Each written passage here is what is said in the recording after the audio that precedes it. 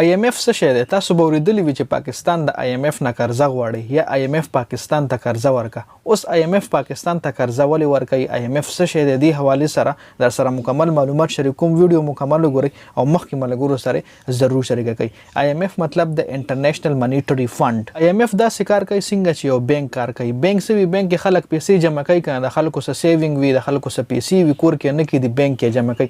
بینک هغه پیسې مختلف کاروبارونو کې انویسټ کوي، خلکو له ورکوي قرض، او د قرض په سر هغې نه بیا انټرسټ اخلي، منافع اخلي. نو په هغه پیسو د خلکو په پیسو باندې بینک ولا چې کمی اپې پیسه ګټي.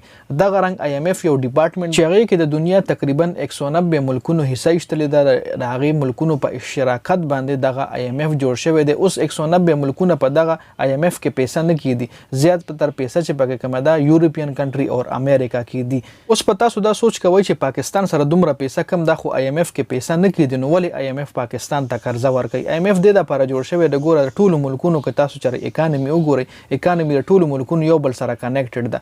لکه چاینا اکانمي لیټ سپوز پاکستان سره کنیکټډ ده، کله چاینا اکانمي غر کېږي، چاینا ملک دیوالیا کېږي، نو د هغې نقصان پاکستان ته هم راځي، نورو ملکونو له هم راځي. دا ټول ملکونه یو بل سره کنیکټډ دي. نو د IMF دې دپاره جوړ دی که یو اکانمي کریش کېږي نو IMF په د هغه ملک مدد کوي. د دې دپاره به کوي چې نور ملکونه ځان سره خراب نه کړي. که د یو ملک خپله پیسه په IMF کې پرته وي نو IMF هغه ملک له قرضه ورکوي بغیر د څه شرطونو باندې. هېڅ شرط پرې نه لګوي، بس د هغې پیسه را ورکړي ولا لاسه ایکسټرا ولا هم ورکړي. خو که د یو ملک پیسه په IMF کې نه وي پرته، هغه IMF نه قرضه غواړي نو IMF هغه ملک له قرضه ورکوي، خو ورسره شرطونه هم ښیي چې په دې شرطونو به تاله مونږ قرضه درکوو، ته په ملک کې پټرول په دې پیسه په دونه پیسو خرڅې، ته ملک کې بجلي په دې پیسو خرڅې، ستاره ملک کې به ډالر چې کوم قیمت یې به دومره وي. IMF په مختلف شرطونه لاګو کړي او هغه له قرضه ورکړي. اوس د IMF دغه شرطونه کم ملکونه کې دي. د IMF د شرطونه چې کوم وي د هغه ملکونه کې دي چې په کم ملک شیرز په IMF کې ډېر وي. نو د یورپین کنټري او د امریکا شیرز چې کوم دي، د امریکا پیسه یا د یورپین پیسه چې کوم ده په IMF کې ډېره پرته ده.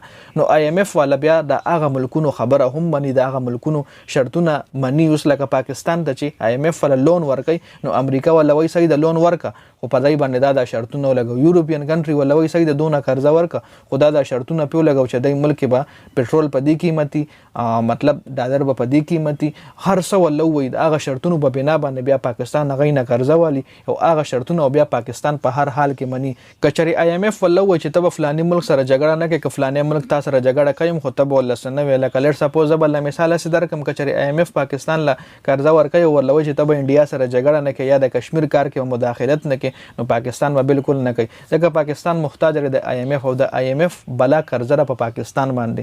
نو پاکستان د IMF مختلف شرطونه چې کوم دي هغه پاکستان خامخا مني. چېرې دغه شرطونه نه مني نو بیا به ترې قرضه هم واپس اخلي، نوره قرضه به هم نه ورکوي، چې کومه قرضه یې ورکړې ده هغه به ترې سود سمیت واپس اخلي. نو IMF چې کوم دی دا یو انټرنیشنل مانیټري فنډ ډپارټمنټ دی چې دې کې د مختلف ملکونو فنډ پروت دي.